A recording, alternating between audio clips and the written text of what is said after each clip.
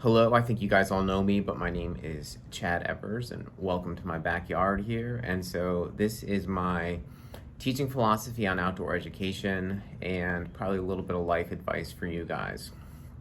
So, as an educator, we have to write these teaching philosophies. And personally, I think it's a miserable task because you have to say stuff in there that sounds good to people who think they're important. I'm going to tell you my thoughts on this because I think you guys are actually the important people in the world, and you're the future of environmental education, and you're the people that I'm placing my bets on to save the world. So, last time I wrote a teaching philosophy, I looked it up, and it read like a 5-paragraph essay. The 3 main paragraphs were providing students with real world, up to date content, keeping students engaged, and making students feel valued. It's all bare minimum education stuff, right? Stuff you should do anyway. And then I ended with a paragraph that basically said, with great power comes with great responsibility, like I'm Spider-Man or something. So what are my actual thoughts? I think that you guys need to remember that you and your students are real people with real lives beyond the classroom that include struggles, experiences, and knowledge, all of which can shape your classroom, right? In good ways and bad ways. Everybody brings their own value and their experiences to the classroom, and so don't be afraid to include that. It's important to be kind to yourself and your students. I know that I'm known for being sarcastic and calling people out on straws and cups and plastic bottles and whatnot. But I would really challenge you to find a student who's come to me with a real issue that I haven't bent over backwards to help. I know even some of the people watching this video, I know I've had you in my office going through life crises, and I've done my best to help you.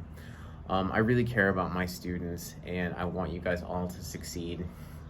And one of the things that I always have this fear is that, like, if I don't do my best to help a student, like, that may be the moment they decide to, not keep going to college and just, their life derails. And so I always do my best to help students. And even in the case of that student who perpetually will come to my office like the week before finals and they've got a 16% and they want to pass the class, like, I can't help that student, but I'll always point them in the direction where they can find university resources to, hopefully get back on track in the future. Be kind to yourself. No matter how much you try and help students, there's always going to be that student that doesn't help themselves, and that's not your fault. I love my job, and in a way, being an environmental educator really defines a huge part of who I am, but it's not all of me, right? I've got stuff I like to do outside of work, and I'm fortunate that, I really love my job, but there are things outside of FGCU and outside of environmental education that I also like to do that are totally unrelated to my job, and I think those things also define who I am. So it's important to take time for yourself. So be terrible about answering emails on nights, weekends, sometimes on weekdays. Take mental health days, mini vacations. On the syllabus, those are called student work days. I think it's important to push students and challenge them, but most importantly, I think you have to find a way to make students care. The people who care about the environment as much as you do are the minority, and you can't forget that. So your challenge is to find a way to make environmental education relevant to your students in a way that is personal to their lives, their major, and their future careers. When I teach a general education class, I don't care about making students memorize a bunch of facts, but what I do care is that they leave the semester with an understanding of why that class was important for them. Why did they need to be there? And then you need to figure out why you're here, right? I'm an environmental educator because if I get one person to make one small change in their life, I help make the world better.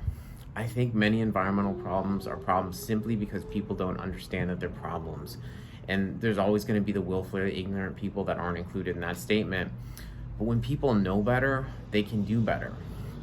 And my real hope is that some of my students, some of you, you're way smarter than me, and I hope you go on to do amazing things and you change the world.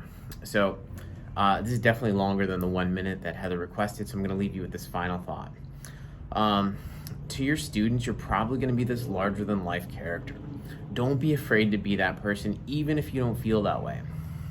You're going to have classes and entire semesters that are going to be disasters, right? Your life may be a disaster outside of the classroom. It happens. Imposter syndrome never goes away, and if it does, you're probably doing something wrong. Your favorite teachers, your favorite professors, were all just glorified teenagers who've kind of figured out how to be sort of successful at life. But we all procrastinate and we all worry about the same things just like you. Don't ever feel like you don't deserve to be where you are, whether it's this class, this program, graduate school, your first job. You did the work, you're accepted, you deserve to be where you are. So trust the universe, love your people, and save the world. Thanks, you guys.